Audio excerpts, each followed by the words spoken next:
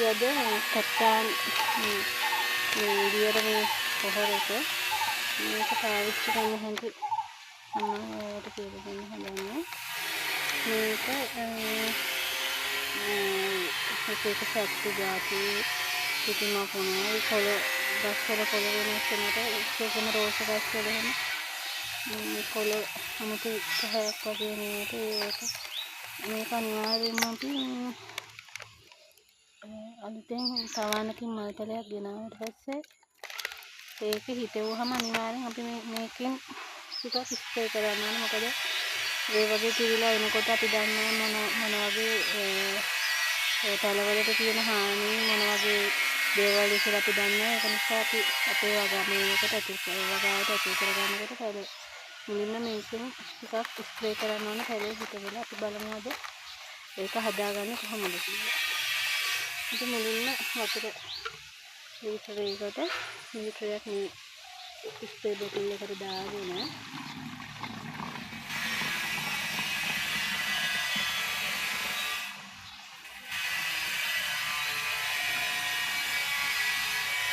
Spray බෝතල් එකට දාගෙන අපි ඒකට දාන්නේ වතුර ලීටරයකට එක තේ හැන්දක් දාන්න. මේකෙන් එක තේ හැන්දක් දාන්න.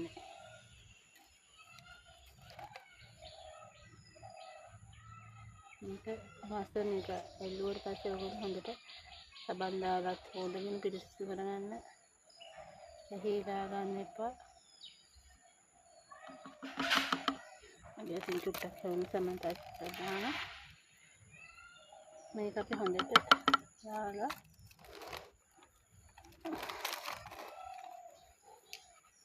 මේක හොඳට මූඩිය වහලා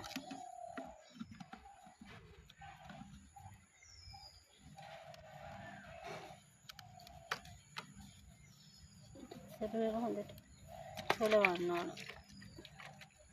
පොළවලා තමයි අපි මේක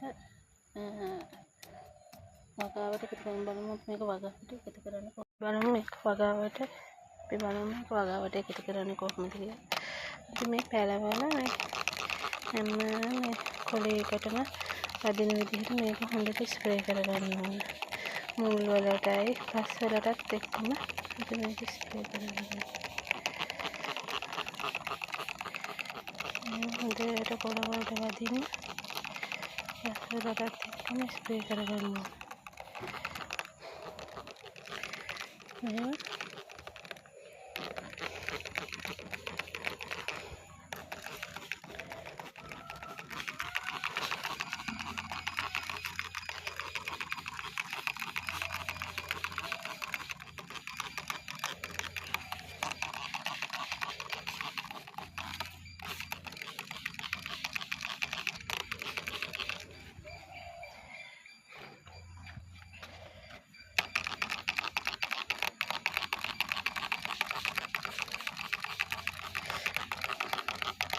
මෙහෙම හොඳට ස්ප්‍රේ කරගන්න ඕන. අපි මේක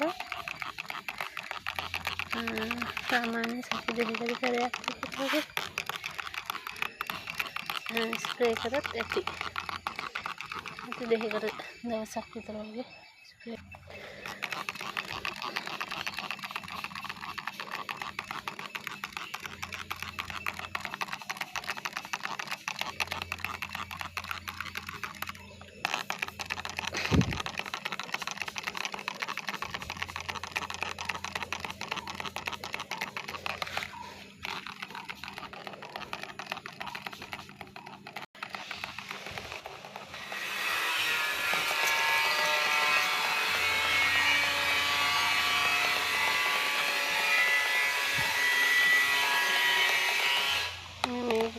පිටිම කොළොන්ට හැම ගොඩක් හොඳයි.